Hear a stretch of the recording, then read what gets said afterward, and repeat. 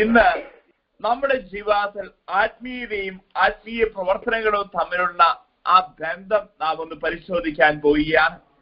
ഇന്ന് കർത്താവ് ചോദിക്കുകയാണ്, 1 രാജാക്കന്മാരുടെ പുസ്തകം 18-ാം അധ്യായം 21-ാം തിരുവചനം. ഏലിയ ജനത്തെ സമീപിച്ചുകൊണ്ട് ചോദിച്ചു, നിങ്ങൾ എത്ര നാൾ 2 വഞ്ചിയിൽ കാൽ വയ്ക്കും? കർത്താവാണ് ദൈവമെങ്കിൽ അവിടുത്തെ അനുഭവിക്കുക, ബാലാണ് ദൈവമെങ്കിൽ അതിന്റെ പിന്നാലെ പോവുക. ആത്മീയതയും ആത്മീയ പ്രവർത്തികളും ഒരു വ്യക്തിയെ സംബന്ധിച്ചിടത്തോളം ഈ ലോകത്തില് എങ്ങനെയാണ് ജീവിക്കുന്നത്? അഡ്ജസ്റ്റ് ചെയ്താണോ ആത്മാർത്ഥമായി ജീവിക്കുന്ന വ്യക്തികളാണ്? നോക്കിക്കഴിഞ്ഞാൽ കാണാൻ സാധിക്കും, ജീവിത പങ്കാളി അഡ്ജസ്റ്റ് ചെയ്യുന്നു, മക്കളെ അഡ്ജസ്റ്റ് ചെയ്യുന്നു, അതുപോലെ തന്നെ അച്ഛന്മാരെ അഡ്ജസ്റ്റ് ചെയ്യുന്നു, സിസ്റ്റേഴ്സിനെ അഡ്ജസ്റ്റ് ചെയ്യുന്നു. ഏത് സ്ഥലങ്ങളിൽ നോക്കിക്കഴിഞ്ഞാലും ഒരു അഡ്ജസ്റ്റ് ചെയ്തുള്ള ഒരു ജീവിത, ആത്മാർത്ഥമായുള്ള ഒരു ജീവിതമില്ല. ആത്മാർത്ഥമായി ജീവിച്ചു കഴിഞ്ഞില്ലെങ്കിൽ എന്താ പ്രശ്നം? സാധിക്കില്ല. നാം ഓരോരുത്തരും തിരിച്ചറിയാം. പ്രിയപ്പെട്ടവരെ, അതുകൊണ്ട് തന്നെ നമ്മളോട് ചോദിക്കുകയാണ്, നമ്മുടെ ജീവിതത്തിൽ ആത്മാർത്ഥമായിട്ടാണോ ഞാൻ ജീവിക്കുന്നത്, അതോ അഡ്ജസ്റ്റ് ചെയ്തിട്ടാണ് ജീവിക്കുന്നത്? ആത്മീയതയില്ലാതെ ആത്മീയ പ്രവർത്തികൾ നമുക്ക് ചെയ്യാൻ സാധിക്കും. അച്ഛന് വേണമെങ്കിൽ ഗതഗംഭീരമായിട്ട് കുർബാന അർപ്പിക്കാം, പക്ഷേ ആത്മീയത വേണമെന്നില്ല. അപ്പൊ എന്താ പ്രശ്നം? എന്നെ സംബന്ധിച്ചിടത്തോളം ഞാൻ ആത്മീയതയില്ലാതെ ആത്മീയ കർമ്മങ്ങൾ ചെയ്യുമ്പോൾ അത് ചടങ്ങായി മാറും. ആത്മീയതയില്ലാതെ ഇതൊക്കെ ചെയ്യുമ്പോൾ ഇന്ദ്രിയ സുഖങ്ങൾക്ക് വേണ്ടി ഞാൻ കൊഴുപ്പിക്കും. എന്നാൽ പ്രിയപ്പെട്ടവരെ, നമുക്ക് ആത്മീയത എവിടെ കിടക്കുന്നു? ആത്മീയ പ്രവൃത്തി എവിടെ കിടക്കുന്നു? ജഡത്തിൽ ജീവിക്കുന്ന ഒരു മനുഷ്യനാണെങ്കിൽ, അതുകൊണ്ടാ നേരത്തെ ഏലിയ പ്രവാചകൻ പറഞ്ഞത്, നിങ്ങൾ ജനത്തോട് ചോദിക്കുക, നിങ്ങൾ എത്ര നാൾ 2 വഞ്ചിയിൽ കാല് വയ്ക്കും? ഒന്നുകിൽ കർത്താവാണ് ദൈവമെങ്കിൽ കർത്താവിനെ അനുഗമിക്കുക, അല്ലെങ്കിൽ ബാലിന്റെ കൂടെ. അയ്യോ, കുറച്ച് കർത്താവിന്റെ കൂടെ, കുറച്ച് ബാലിന്റെ കൂടെ, അത് പറ്റില്ല പ്രിയപ്പെട്ടവരെ. ഒന്നുകിൽ കർത്താവ് അല്ലെങ്കിൽ ബാല്, പകുതി ജീവിക്കാൻ പറ്റില്ല. ആത്മീയതയുടെ ഈ നങ്കൂരം നമ്മൾ തിരിച്ചറിയേണ്ടതാ.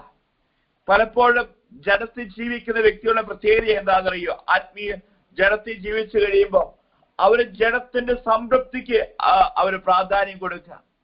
ജഡത്തിൽ ജീവിക്കുന്ന വ്യക്തികളെ ഞാൻ 3ആയിട്ട് തിരിക്കാറുണ്ട്. ഒന്ന് കിരാതം.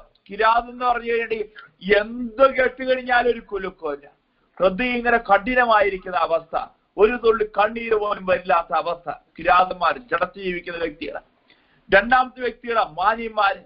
ഇവരെ സംബന്ധിച്ചിടത്തോളം ഇവര് മാന്യതയൊക്കെ കാണിക്കും, പക്ഷെ അവസരം കിട്ടിക്കഴിഞ്ഞാൽ അതനുസരിച്ച് പ്രവർത്തിക്കുകയും ചെയ്യും.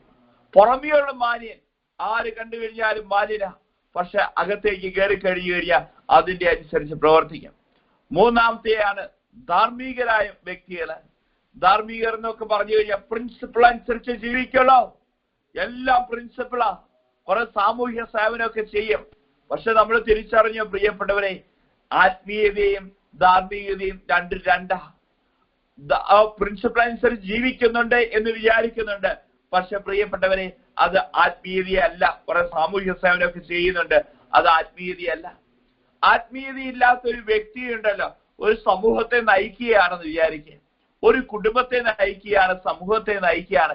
അവിടെ എന്താ സംഭവിക്കുക? അതൊരു ക്ലബായി മാറും. ക്ലബിന്റെ പ്രത്യേകത എന്താ? ക്ലബില് ചെന്ന് കഴിഞ്ഞാൽ ആദ്യം മെമ്പർഷിപ്പ് ഉണ്ടോ? അവർക്ക് പ്രധാനപ്പെട്ട മെമ്പർഷിപ്പാ. 2ാമത്തെ കാര്യം എന്താ? അവരെ സംബന്ധിച്ചിടത്തോളം ഫീസ് കൃത്യമായിട്ട് തരുന്നുണ്ടോ? ഫീസൊക്കെ തരുന്നുണ്ടെങ്കിൽ ഒരു പ്രശ്നവുമില്ല. 3ാമത്തെ എന്താ? ആക്ടിവിറ്റി ഓറിയന്റഡ് ആയിരിക്കും. കുറെ എല്ലാരും കൂട്ടി യോജിപ്പിച്ച് നിർത്താൻ വേണ്ടി കുറെ പ്രവർത്തനങ്ങൾ, പിക്നിക് ആയിരിക്കാം, അതുപോലെ തന്നെ ഫുഡ് ഫെസ്റ്റിവൽ ആയിരിക്കാം, കുറെ പ്രോഗ്രാംസ് ചെയ്തിട്ടുണ്ടാവും റെക്കോർഡ് ചെയ്യാൻ വേണ്ടിയിട്ട്, അല്ലെങ്കിൽ റിപ്പോർട്ട് എഴുതാൻ വേണ്ടിയിട്ട്. ക്ലബും ആത്മീയതയും തമ്മിലുള്ള വ്യത്യാസം പ്രിയപ്പെട്ടവരെ. ആത്മീയത ഇല്ലാത്ത ഒരു വ്യക്തിയാണ് നയിക്കുന്നതെങ്കിൽ കാണാൻ സാധിക്കും, അതൊരു ക്ലബ് പോലെയാണ്. അവിടെ മെമ്പർഷിപ്പാ പ്രധാനപ്പെട്ടത്, ഫീസാ പ്രധാനപ്പെട്ടത്, അതുപോലെ തന്നെ ആക്ടിവിറ്റി ഓറിയന്റഡ് ആയിരിക്കും. കുറെ പിക്നിക്കും അതുപോലുള്ള കാര്യങ്ങളൊക്കെ അവിടെ ചെയ്യുന്നുണ്ട്. എന്നാൽ പ്രിയപ്പെട്ടവരെ, ദൈവം നമ്മുടെ ആത്മീയ ജീവിതത്തിൽ നോക്കുന്ന നങ്കൂരം എന്താണെന്നറിയോ? നമ്മെ സംബന്ധിച്ചിടത്തോളം നാം ഒരു കാര്യത്തെ നയിക്കുകയാണെങ്കിൽ അവിടെ പ്രധാനപ്പെട്ട എന്തായിരിക്കണം? ജനത്തിന്റെ വിശുദ്ധീകരണമാണ്. ഒരു കുടുംബത്തെ ഒരു കുടുംബനാഥൻ നയിക്കുന്നുണ്ടെങ്കിൽ കുറെ പ്രിയപ്പെട്ടവരെ നമ്മുടെ ആത്മീയത എങ്ങനെ തിരിച്ചറിയാം? എങ്ങനെയാ എനിക്കൊരു ആത്മീയ സ്പിരിച്വൽ പേഴ്സൺ ആണോ എന്ന് അറിയുക? പ്രിയപ്പെട്ടവരെ, ഈ ആത്മീയത എന്ന് പറയുന്നത് ഹൃദയത്തിൽ രൂപപ്പെടുന്നതാണ്, അല്ല പുറമേ വരുന്നതല്ല. ഇത് ഹൃദയത്തിന്റെ അകത്താണ്. കഴിഞ്ഞ ദിവസങ്ങളിൽ അച്ഛൻ പറയുണ്ടായി നിങ്ങളോട്, നമ്മുടെ ഹൃദയത്തിൽ എത്ര വിശുദ്ധിയുണ്ടോ ആ വിശുദ്ധി വളരും. ശരീരത്തിൽ നിന്ന് എങ്ങോട്ടാ? ശരീരത്തിൽ നിന്ന് അന്തരീക്ഷത്തിലേക്ക് പടരും. ഈ വിശുദ്ധ ഹൃദയത്തിലുണ്ടോ അത് ശരീരത്തിലേക്ക് വിശുദ്ധത്തിലേക്ക്. അതുകൊണ്ടല്ലേ പ്രിയപ്പെട്ടവരെ, വിശുദ്ധാത്മാക്കൾ തൊട്ടതെല്ലാം തിരുശേഷിപ്പുകളായി മാറിയത്. വിശുദ്ധാത്മാക്കൾ തൊട്ടതെല്ലാം തിരുശേഷിപ്പുകളായി മാറിയത്. നമ്മൾ ഓർക്കണം പ്രിയപ്പെട്ടവരെ, നമ്മൾ ഓർക്കണം, നമ്മുടെ ജീവിതത്തിൽ ഈ വിശുദ്ധി കടന്നു വന്നിട്ടുണ്ടോ? എന്റെ ഹൃദയത്തിൽ വിശുദ്ധി ഉണ്ടോ എങ്കിൽ അത് ശരീരത്തിലേക്ക് വ്യാപരിക്കും. ശരീരത്തിൽ നിന്ന് അത് അന്തരീക്ഷത്തിലേക്ക് വ്യാപരിക്കും. തൊടുന്നൊക്കെ വിശുദ്ധാകും. അതിന് പകരം എന്റെ ശരീരത്തിൽ മുഴുവൻ അശുദ്ധിയാ. നമ്മൾ കുറെ ബാഹ്യമായിട്ടുള്ള കാര്യങ്ങളൊക്കെ ചെയ്യുന്നുണ്ടാവും. നമ്മൾ നോമ്പെടുക്കുന്നു, ഉപവാസം എടുക്കുന്നുണ്ട്, അതുപോലെ തന്നെ അവിടെ കൊണ്ടുപോയിട്ട് മെഴുതിരി കത്തിക്കുന്നുണ്ട്, കുറെ ആത്മീയ പ്രവർത്തികൾ ചെയ്യുന്നുണ്ടാവും. പക്ഷെ ഹൃദയത്തിന് ഈ വിശുദ്ധിയില്ലെങ്കിലുണ്ടല്ലോ, ആ ശരീരത്തിന് അശുദ്ധിയാണ് ഹൃദയത്തേക്ക്, ആ ശരീരത്തിലേക്ക് വ്യാപരിക്കും. പിന്നെ എന്താ പ്രശ്നം? ഈ വ്യക്തി തൊടുന്ന ഇവിടെ അശുദ്ധമായി തീരും, ചെറുത സ്ഥലങ്ങളും ഇവിടെ അശുദ്ധമായി തീരും. പ്രിയപ്പെട്ടവരെ, അതുകൊണ്ട് അച്ഛൻ പറഞ്ഞത് ആത്മീയത എന്ന് പറയുന്ന ഹൃദയത്തിൽ രൂപപ്പെടുന്ന ഈശോയുമായിട്ടുള്ള ഒരു വ്യക്തിപരമായ ബന്ധത്തിന്റെ വെളിച്ചത്തിൽ ഉണ്ടാകുന്നതാണ്. പ്രിൻസിപ്പിൾ ഒന്നുമല്ല. No principle can save you, only Jesus can save you. ദൈവത്തോടുള്ള ബന്ധം തീവ്രമാകുന്നതനുസരിച്ചാണ് നമ്മുടെ ആത്മീയത. അത് നമ്മൾ തിരിച്ചറിഞ്ഞു. കർത്താവിന്റെ വചനം പറയുന്നുണ്ട്, തന്നെ സ്നേഹിക്കുന്നവർ തന്റെ കൽപ്പനകൾ പാലിക്കുമെന്ന്. നമ്മുടെ എല്ലാ കൽപ്പനകളുടെയും അടിസ്ഥാനം, കേന്ദ്രം എന്ന് പറയുന്നത് എന്താണെന്നറിയോ? ഒന്നാമത്തെ കൽപ്പനയാണ്. എന്തുകൊണ്ടാ അച്ഛൻ അങ്ങനെ പറയുന്നതെന്നറിയോ? ചില വ്യക്തികൾ തിരുവചനത്തിൽ കാണുന്നുണ്ടല്ലോ, ധനികരായ യുവാവ്. ഈ യുവാവ് യേശുവിന്റെ അടുത്ത് വന്ന് ചോദിക്കുന്നുണ്ട്. യേശുവിന്റെ അടുത്ത് വന്ന് ചോദിക്കുക, ഈശോയെ, നിത്യജീവൻ അവകാശമാക്കാൻ ഞാൻ എന്ത് ചെയ്യും? അവനെ സംബന്ധിച്ചുള്ള 4, 5, 6, 7, 8, 9, 10 ഈ 10 കൽപ്പനകൾ അവൻ ജീവിക്കുന്നുണ്ട്. 10 കൽപ്പനയിലെ 4 മുതൽ 10 വരെയുള്ള കൽപ്പനകൾ, മാതാപിതാക്കളെ ബഹുമാനിക്കുക, 5 കൊല്ലരുത്, 6 വ്യഭിചാരം, ഈ കൽപ്പനകൾ അവൻ പാലിക്കുന്നുണ്ടെങ്കിൽ, ഇങ്ങനെ ഒരു വ്യക്തിയെ ജീവിക്കുന്നെങ്കിൽ നമ്മൾ എന്തെന്നാ പറയുക? ആ വ്യക്തിയെ കുറിച്ച് നോക്കിയേ, അവനൊരു സ്ത്രീയെ പോലും അശുദ്ധിയോടുകൂടെ നോക്കിയിട്ടില്ല, അവൻ വിശുദ്ധിയോടുകൂടെ ജീവിക്കുന്നു. നമ്മളെ സംബന്ധിച്ചിടത്തോളം, ആ വ്യക്തിയെ സംബന്ധിച്ചിടത്തോളം വലിയ ആളായിട്ടൊക്കെ കാണും. പക്ഷെ കർത്താവ് ആ വ്യക്തിയെ കാണുന്നത് വെറും ധാർമ്മികനായിട്ട് മാത്രമേ ഉള്ളൂ, മോറൽ ലെവലിൽ മാത്രമേ കാണുന്നുള്ളൂ. ആത്മീയനാണെങ്കിൽ എന്താ പ്രത്യേകത എന്നറിയോ പ്രിയപ്പെട്ടവരെ? ഒന്നാമത്തെ കൽപ്പനയാണ് എല്ലാ കൽപ്പനകളുടെ അടിസ്ഥാനം. നിന്റെ ദൈവമായ കർത്താവ് ഞാനല്ല, മറ്റൊരു ദൈവം നിനക്കുണ്ടാവരുത്. പ്രിയപ്പെട്ടവരെ, ഈ ആത്മീയ ജീവിതത്തിൽ 1 മുതൽ 3 വരെയുള്ള കൽപ്പനകളുടെ അടിസ്ഥാനത്തിലാണ് 4 മുതൽ 10 വരെയുള്ള കൽപ്പനകൾ നാം പാലിക്കുന്നുവെങ്കിൽ നാം ആത്മീയ മനുഷ്യനാണ്. മനസ്സിലായോ? 1 മുതൽ 3 വരെയുള്ള കൽപ്പനകളുടെ അടിസ്ഥാനത്തിലാണ് നാം 4 മുതൽ 10 വരെയുള്ള കൽപ്പനകൾ ജീവിക്കുന്നെങ്കിൽ നാം ഒരു ആത്മീയ മനുഷ്യനാണ്. അതുകൊണ്ട് പ്രിയപ്പെട്ടവരെ, നമ്മുടെ ജീവിതത്തിൽ 4 മുതൽ 10 വരെ ജീവിക്കാൻ വേണ്ടി കഷ്ടപ്പെടുന്നു. പക്ഷേ 1 മുതൽ 3 വരെയുള്ള കൽപ്പനകളുടെ അടിസ്ഥാനത്തിലായിരിക്കണം, അതിന്റെ നിറഞ്ഞൊടുക്കലായിരിക്കണം 4 മുതൽ 10 വരെയുള്ള കൽപ്പനകൾ നാം ജീവിക്കേണ്ടത്. നമ്മൾ അറിഞ്ഞോ പ്രിയപ്പെട്ടവരെ, നമ്മുടെ ഹൃദയത്തിന്റെ അകത്ത് ദൈവം അല്ലാതെ, നിന്റെ ദൈവമായ കർത്താവ് ഞാനാകുന്നു, ഞാനല്ലാതെ മറ്റെന്തെങ്കിലും കയറി കഴിഞ്ഞു കഴിഞ്ഞാൽ പ്രിയപ്പെട്ടവരെ, ഈശോ അവിടെ നിന്ന് അപ്രത്യക്ഷമാകും. നിന്റെ ഹൃദയത്തിൽ ഈശോയെ അല്ലാതെ മറ്റെന്തെങ്കിലും കയറി കഴിഞ്ഞോ, ആ നിമിഷം ഈശോ നമ്മുടെ ഹൃദയത്തിൽ നിന്ന് ഇറങ്ങിപ്പോകും. ഈശോയ്ക്ക് വസിക്കാൻ പറ്റില്ല. അശുദ്ധിയും വിശുദ്ധിയും കൂടി ഒരുമിച്ച് പോവില്ല പ്രിയപ്പെട്ടവരെ. കൊരിന്ത്യർക്ക് എഴുതിയ 1-ാം ലേഖനം 2-ാം അധ്യായം 13, 14 തിരുവചനങ്ങൾ ശ്രദ്ധിക്കണം. അവിടെ വചനം പറയാണ്, ഞങ്ങൾ ഭൗതിക വിജ്ഞാനത്തിന് വാക്കുകളിൽ പ്രസംഗിക്കുകയല്ല, ആത്മാവ് ഞങ്ങളെ പഠിപ്പിച്ചതനുസരിച്ച് ആത്മീയ കാര്യങ്ങൾ ഞങ്ങൾ വ്യാഖ്യാനിക്കുന്നു. ലൗകിക മനുഷ്യന് ദൈവാത്മാവിന്റെ ധാരങ്ങൾ ഭോഷത്വമാകിയാൽ അവൻ അത് സ്വീകരിക്കുകയില്ല. ഞങ്ങൾ പ്രസംഗിക്കുന്ന പൗലോസ്ലീഹ പറയുക, ഞങ്ങൾ പ്രസംഗിക്കുന്ന കുറെ ഭൗമികമായ വിജ്ഞാനത്തിന്റെ വെളിച്ചത്തിലല്ല, കുറെ പുറമേ നിന്ന് വരുന്ന കാര്യങ്ങളൊക്കെ അനുസരിച്ച് ആ പുസ്തകത്തിൽ ഈ പുസ്തകത്തിൽ പറയുന്നതിന്റെ കാര്യങ്ങളൊക്കെ അനുസരിച്ച് ഞങ്ങൾ പ്രസംഗിക്കുകയല്ല. പൗലോസ്ലീഹ പറയുകയാണ്, ആത്മീയ സത്യങ്ങൾ ആത്മാവ് ഞങ്ങൾക്ക് പഠിപ്പിക്കുന്നതനുസരിച്ച് ഞങ്ങൾ വ്യാഖ്യാനിക്കുന്നു. ഞങ്ങളൊക്കെ പറയുന്നത് ആത്മാവ് പറഞ്ഞു തരുന്നതനുസരിച്ച് ഞങ്ങൾ പറയുന്നതെന്ന് പൗലോസ്ലീഹ പറയുക. അടുത്ത് ശ്രദ്ധിച്ചോ, ലൗകിക മനുഷ്യന് ദൈവാത്മാവിന്റെ ദാനങ്ങൾ ഭോഷത്വമാകിയാൽ അവൻ അത് സ്വീകരിക്കുകയില്ല.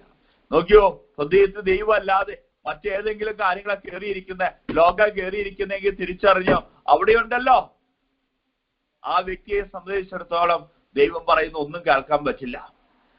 പ്രിയപ്പെട്ടവരെ, ഇന്ന് ലൗകിക മനുഷ്യന്റെ ഹൃദയത്തിൽ ലോകത്തിന്റെ കാര്യങ്ങൾ മാത്രമേ ഉള്ളൂ. എങ്ങനെ പണം ഉണ്ടാക്കാം, എങ്ങനെ സമ്പന്നാകാം, എങ്ങനെ വലിയ കാർ മേടിക്കാം, വലിയ വീടുണ്ടാക്കാം. എന്നാ പ്രിയപ്പെട്ടവരെ, അടിസ്ഥാനമായിട്ട് പറഞ്ഞു, എല്ലാത്തിനും ഉപരിയായി ദൈവത്തെ സ്നേഹിക്കുക. ഇതാ പ്രിയപ്പെട്ടവരെ കൽപ്പനകളുടെ തന്നെ അടിസ്ഥാനം. എന്നെ സ്നേഹിക്കുന്നവൻ എന്റെ കൽപ്പനകൾ പാലിക്കും. ജെറമ്യാ പ്രവാചകന്റെ പുസ്തകം 17-ാം അധ്യായം 5-ാം തിരുവചനം ശ്രദ്ധിച്ചു കേട്ടോ. നമ്മുടെ ആത്മീയ ജീവിതത്തിൽ ശ്രദ്ധിക്കേണ്ട ഒരു മേഖലയാണ്. അവിടെ കർത്താവിന്റെ വചനം പറയുകയാണ്, മനുഷ്യനെ ആശ്രയിക്കുകയും ശാരീരിക ശക്തിയെ അവലംബമാക്കുകയും ചെയ്ത് കർത്താവിന് ഹൃദയം തിരിക്കുന്നവൻ ശപിക്കപ്പെട്ടവനാണ് എന്ന്.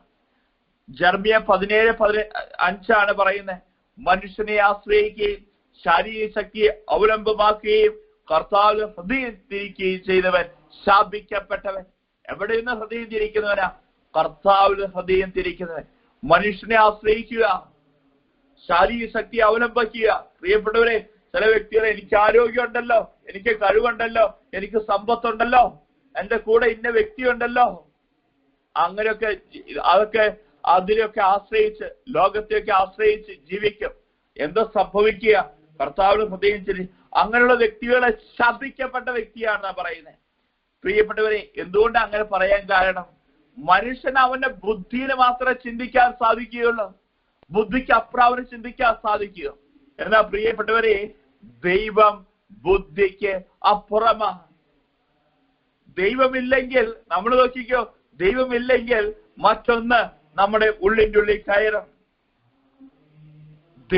ഈ ലോകത്തിലെ നമ്മളറിയാം, 2 ശക്തി മാത്രമേ ഉള്ളൂ. ഒന്നുകിൽ ദൈവം, അല്ലെങ്കിൽ ലോകം, പിശാച്. നമ്മൾ അറിവുകൂടിയാണ്, ദൈവത്തിന്റെ കൂടെയാണോ, എന്റെ ഹൃദയത്തിൽ ദൈവമാണോ, അല്ലെങ്കിൽ ഈ പിശാചാണോ? അല്ലെങ്കിൽ പകുതി എന്ന് വിചാരിച്ച് ജീവിക്കാൻ പറ്റില്ല.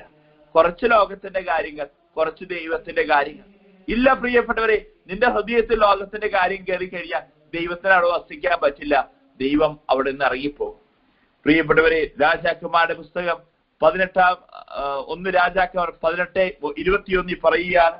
1 രാജാക്കന്മാരുടെ പുസ്തകം 18:21 പറയുന്നു, ഏലിയ ജനത്തെ സമീപിച്ച് ചോദിച്ചു, നിങ്ങൾ എത്ര നാൾ 2 വഞ്ചിയിൽ കാലുവെക്കാം?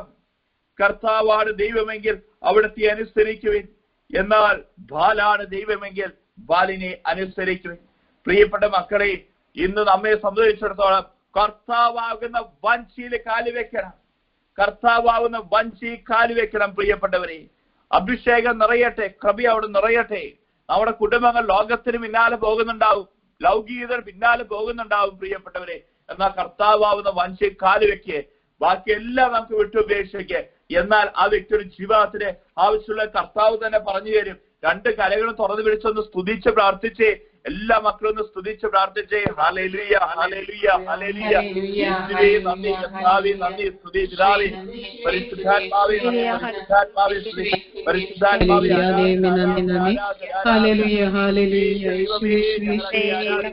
ദൈവമേ നന്ദി, യേശുവേ ആരാധന മാത്രം കർത്താവേ നന്ദി.